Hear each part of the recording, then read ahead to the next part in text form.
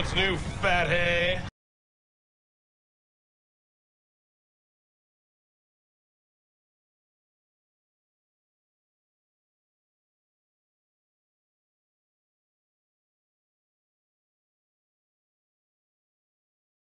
Hi, I'm Doc Owen here with Action Figure Times.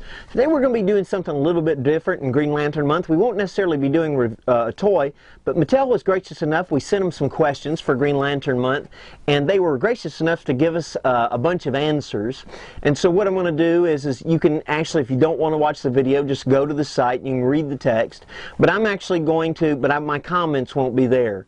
I'm going to go ahead and read them to you, and we'll talk. Maybe we can talk about it a little bit. And maybe this will give you some kind of cool information. First question was this. Now, if you're wondering where the question generated, I want to make sure that I don't take any credit at all. These actually came, you know, as you know, it's Doc Owen and the League of Extraordinary Toymen. These were actually generated by the Extraordinary Toymen. There's a couple different guys that are part of the League, and they came together with the questions, and so they deserve all the credit for all these questions. Now, this is what it says. It says, with all the aliens and characters, both in the core and its many enemies, GL has the potential to be another Star Wars, at least in terms of the sheer number of characters. Has Mattel given any thought to developing this franchise at all in the same kind of depth, or is this going to be pretty much the flavor of the week movie toy adaptation plan? Now, this was Mattel's answer. Absolutely. Evidently, absolutely. They've given thought to the fact that, I mean, there's as many characters, or probably, if not more so, in Green Lantern than there are in Star Wars, as far as aliens and different things like that. It says, absolutely, we'd love to get to all 3,600 lanterns in time. We'd love to see the line continue for many years. Okay, I'm excited about lanterns as much as the next guy. Let me just tell you, there is not going to be 3,600 lanterns. Ain't going to happen. Would they like to do it? Yes. Would I like for them to do it? That'd be super cool. But the problem is it ain't going to happen. People's attention spans are not like the long. They're not going to stick around for 3,600 characters. Okay, not to, you know, I'd like to see, like, I haven't seen a Hector Hammond figure. I haven't seen a Carol Ferris figure. Those would be kind of cool ones to get.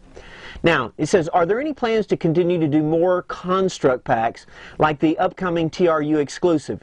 It's the constructs that make GL infinitely playable, and the more they give us to play with, the better, especially if the constructs can be made interchangeably so that as they work with all, or at least most, of the individual Lantern figures. Now, I'll go ahead and read their answer and then we'll talk about that. Yes, we know how important constructs are to the collectors, and we are thrilled that the movie has given us the opportunity to get more, which were designed to work with a variety of scales thanks to the construct adapter that comes with the larger basic figures like Vaz and Kilowog. Okay, I didn't see the Vaz figure, but I did see the Hanu figure and Kilowog. That adapter is key to me, and I have tried it on everything from the 3 3/4 up to the DC-UC figures. It works on them all. It works on JLU. I mean, it's really a very, very cool thing. So, and to be honest with you, the only reason I'm buying the 3 3/4 line anymore is simply because I want the constructs.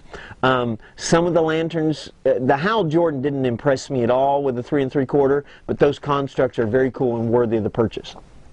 Here's kind of a neat question. Any chance we might see a Mogo Collect and Connect? We have been trying to do, if you're not familiar who Mogo is kind of what I consider the heart or the soul of the core, in that he's a planet-sized Green Lantern, and he's responsible for actually sending the rings out and choosing them. I think that's correct. Slide can correct me on that if I'm wrong. It says, we've been trying to find a way to do Mogo for years. We've even looked into doing an inflatable beach ball a few years back. That'd be kind of wild, wouldn't it? If the opportunity ever comes around, he's a character we love, just a bit hard to do in scale because he's the size of a planet. Yeah, obviously we're not going to, unless they do like a beach ball thing, we're not going to get something the size of a planet. But hey, what about a textured beach ball? You know, where you could actually see some of the topography on it and feel it. That would be very, very cool. Good question. Let's see. The choice of lanterns being produced seems to be eclectic. Other than the Four Horsemen's input, what helps determine which lanterns will be produced? Did WB have any input in which film lanterns to produce?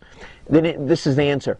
Warner, DC, and the filmmakers all had a degree of input. At the end, we tried to zero in the characters that kids and collectors would gravitate to the most, like Hanu, the big rock guy, or Stel, a giant robot, both of which we hope will play big with our kids, our core audience.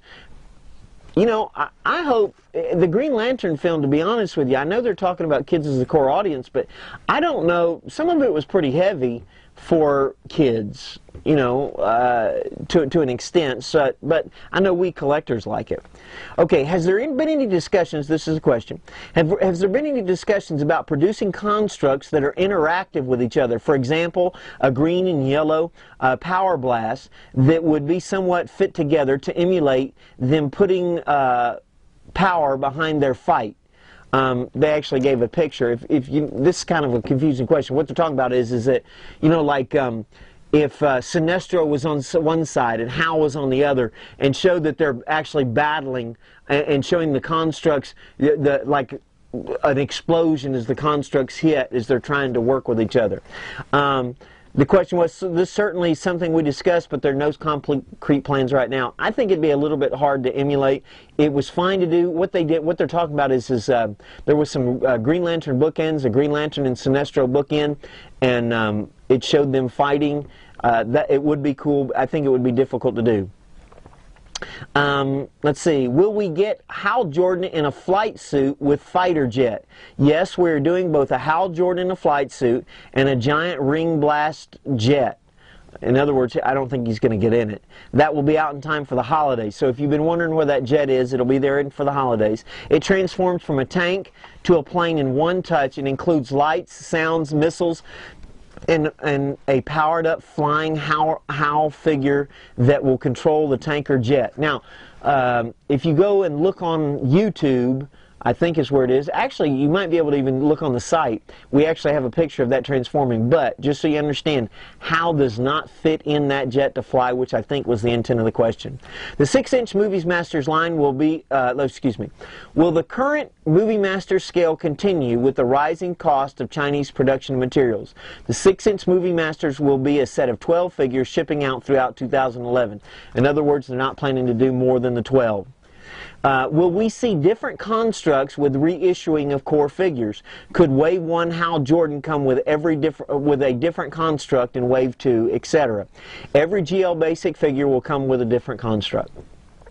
I don't think that was the intent of the question. I think they were saying, hey, if you buy Hal Jordan in Wave 1, you'll get one construct. Will you get a different construct with him in Hal Jordan the second wave? I don't know that altogether addresses the question, but it's a good question.